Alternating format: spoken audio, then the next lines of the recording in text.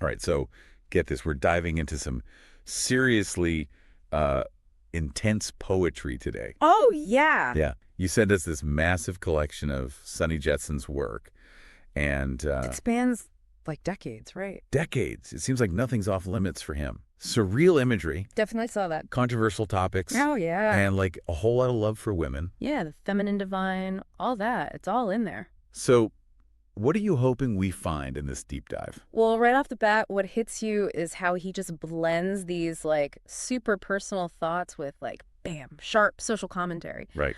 All in the same poem, sometimes even the same line. Yeah, and it makes it tough to figure out, to really unpack. It's a puzzle, but a really interesting one. Totally. And speaking of challenging, his use of surrealism, it's like this constant undercurrent kind of pulling you into these really bizarre but beautiful worlds. It's definitely a trip. Like in Sunfish, for example, he describes the future as just attached emotion. Like, what the hell does that even mean? Right. I mean, it's like he's going beyond words, Yeah. trying to make you like feel the future instead of just thinking about it. Yeah, like is that what he's doing here, do you think? I think so. It definitely makes you stop and think or maybe just feel, which is kind of the point, I guess. Yeah. But Sonny's not all like abstract concepts and trippy imagery. Yeah, definitely not. He also gets really real and sometimes really controversial with his like social and political stuff. Oh, for sure. Poems like Minerva's Golden Dome with its Moloch owls and Organically stolen. yeah, Organically Stolen. Those are like straight up critiques of power structures. He's not holding back corporations, governments, religions. He takes them all on. Yeah, and he doesn't just like dance around it. He names names. He's really passionate about exposing what he sees as hypocrisy and exploitation. Definitely. So what topics really stood out to you in the poems you sent over? Well, corporate tax evasion's like a constant thing, and he tackles it with some brutal imagery. Oh, yes. Some of it's really harsh. And he doesn't hold back on things like sex trafficking and the exploitation of women either. It's heavy stuff. It's clear he's like deeply disturbed by these issues, and he wants the reader to feel that. Makes you uncomfortable on purpose, right? So what do you think he's trying to do with that? Just shock value? Well, maybe some of that, Mm, but I think it's more than that. like a form of activism. Yeah, like using poetry to raise awareness, to like inspire change or something. It's probably a mix of both, right? I mean, some of the language is shocking, but there's also this sense of urgency, like he's shaking us awake. Exactly. Like, wake up, people. Pay attention. What do you make of his approach? I mean, it's definitely effective, Mm. right? Like, you can't ignore it. It grabs you. Yeah, and it comes from this place of, like, deep compassion, especially for the people who are, marginalized and exploited. We see that in his social justice stuff, for Yeah. sure. Yeah. But also in how he writes about women and the feminine divine. It's powerful. Absolutely. He celebrates, like, female beauty and strength in a way that's both romantic and spiritual. Yeah, it's pretty unique. And he brings in these Buddhist concepts, too, like metta, Right, love and kindness. which just adds another layer to it all. What's your take on the Buddhist influence? Well, Buddhism's all about compassion, awareness, and understanding suffering, right? It feels like Sunny's trying to connect those ideas to what he sees in the world. Like maybe there's a spiritual side to these social and political issues. Huh. That's interesting. Like, these injustices aren't just political problems, they're spiritual failings, too. Yeah, exactly. Like we need to cultivate compassion and awareness on a deeper level if we actually want to change things. Wow. So we've got this wild mix of surrealism, social commentary, and spirituality all wrapped up with this deep love for women and the feminine. It's a lot. It's a lot to unpack, that's for sure. Before we jump into a specific poem that really hit us, is there anything else about Sunny's style or approach that we should touch on? Well, don't forget, he's not afraid to be provocative. Yeah, that's for sure. He wants to, like, shake things up, make us question everything. And maybe even make us a little uncomfortable. Exactly. But he's got a reason for it. Yeah. He wants us to grapple with these tough topics, to think critically, and ultimately, become more conscious and compassionate people. I like that. Okay, so let's focus on one specific poem that really stood out to us. Ogalla's Autumn's Eve. Yeah, good choice. It kind of sums up everything we've been talking about. It does. It's a great example of how Sunny blends personal experience, spiritual insights, and that sense of wonder, all while exploring themes of love and connection. Right, and it does all that in this really beautiful way. So let's dive in. Ogalla's Autumn's Eve, it really stays with you. That opening, it's so romantic. He talks about peacocks spreading their feathers like twinkling stars against the velvet night. It's gorgeous. You can practically feel the warmth of the sun. It's like you're right there with them in this like perfect moment. Hmm. What did you think of that imagery? It's super seductive. I mean, you can feel Sunny's love for this woman, you know? Yeah. But there's also this, like, touch of sadness, Hmm. almost. Like, he knows it can't last forever. That's a great point. It's like he's savoring the moment, but also aware of how fleeting it is, Exactly. which ties into that whole Buddhist thing we were talking about right Yeah. now. Impermanence, everything's always changing. Exactly. Do you think Sunny's like wrestling with that here, trying to reconcile his love for this woman with the knowledge that nothing stays the same? I think so. And he's not shying away from the physical side of their connection either. No, he's pretty upfront about it. He even uses the word lustfulness at one point. Yeah, I noticed that. But it's not, like, crude or anything. He makes it feel sacred, almost spiritual. Right. Like it's part of this bigger cosmic energy. Exactly. He's not separating the physical from the spiritual. It's all connected for him. And that's where meta comes in. Yeah, we talked about it a bit earlier, but maybe we should explain that for anyone who's not familiar with Buddhist stuff. Sure. Metta is usually translated as loving kindness or compassion. It's about cultivating this like unconditional love for everyone, including yourself. It's a pretty core concept in Buddhism, right? Absolutely. So how does that tie into Ogalla's Autumn's Eve? I mean, it's a love poem, yeah, but it also feels like it's about something bigger, you know? It's like he's saying that his love for this woman is like a reflection of, or maybe even a pathway to, this deeper sense of loving kindness.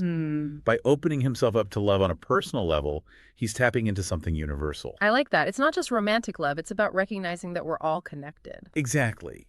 And that seems to be a theme in a lot of Sunny's work, even when he's dealing with those really dark social issues. Right, like the exploitation we were talking about earlier. It's like his love for women and the feminine divine is like this wellspring of compassion that fuels his activism. Yeah, he sees the suffering in the world and it just like ignites this fire in him. He wants to protect, to fight for justice. Which brings us back to those more political poems. He really goes after corporations, governments, religions. Who else does he call out? Corporate greed is a big one. Yeah, He seems really disgusted by how money and power corrupt people. he does. Poems like Minerva's Golden Dome with its Moloch owls and Organically Stolen are full of these really sharp critiques of capitalism. He doesn't just talk about it in the abstract either. No, he gets into the nitty-gritty, like or Organically Stolen, when he talks about the exploitation of indigenous people. It's powerful stuff. Yeah, he uses these really graphic images to describe like the human cost of these systems.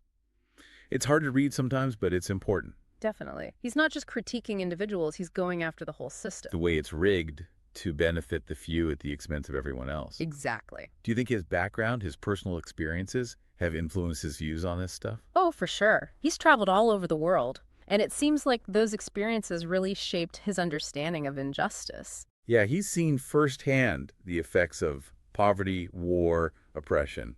And it's clearly fueled his passion for social justice. He's not just talking the talk, he's walking the walk. You know? Exactly. And he's doing it in a way that's both poetic and political. It's not just facts or opinions. It's like he's creating these emotional experiences. You feel the weight of these issues in your gut. Exactly. It's like he's trying to wake people up from this, like, collective sleepwalk. Shake them out of their apathy and make them pay attention. Right. He wants us to face these uncomfortable truths. And ultimately ask ourselves, what can I do to change things? Big question.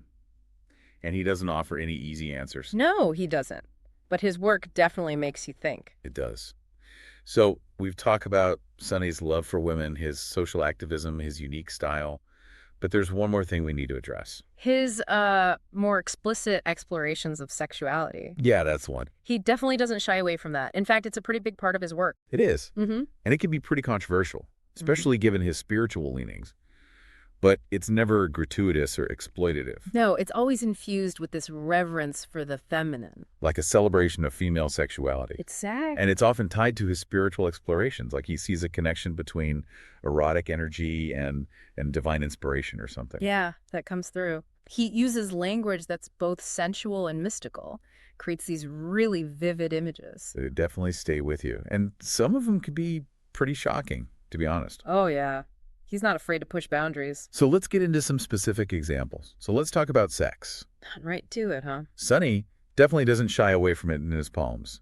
We talked about like his reverence for women and the whole feminine divine thing, but there's this whole other level of eroticism in his work. Yeah, for sure. It's something else. How do you see him handling it, especially with the spiritual side?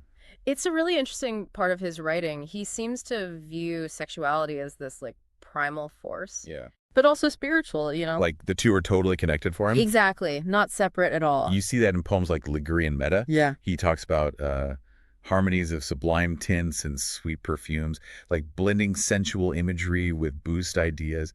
It's wild. Yeah, it's like he's saying desire can be a path to enlightenment. Or at least like help us understand ourselves better. Right, the universe, all of it. That's a pretty bold idea. And he doesn't just hint at it. He gets pretty graphic. Yeah, he does. Some of it's definitely NSFW. But it never feels like icky or disrespectful. No, there's a real sense of reverence, even in those descriptions. I totally agree. He's celebrating female sexuality, not exploiting it. It's interesting how he brings in nature, too. Oh, yeah, the metaphor. Like comparing women to flowers, rivers, the moon. Powerful natural forces. Exactly. Like these sources of creation and renewal, it reinforces that whole feminine energy thing. Like this sacred, life-giving power. He's tapping into these ancient primal images of feminine strength and beauty. And it goes beyond just physical attraction.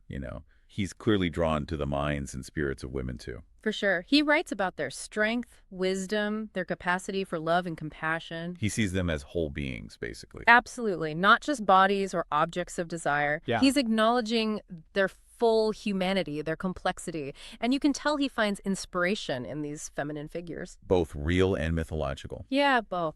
Do you think his take on all this, on sexuality, is tough for some readers? Oh, definitely. It's not for everyone. He pushes boundaries, makes people squirm sometimes. Yeah, that's Sunny. But for those who are open to it, his exploration of eroticism can be pretty powerful. And thought-provoking, for sure. Makes you look at things in a new light. So we've covered a lot.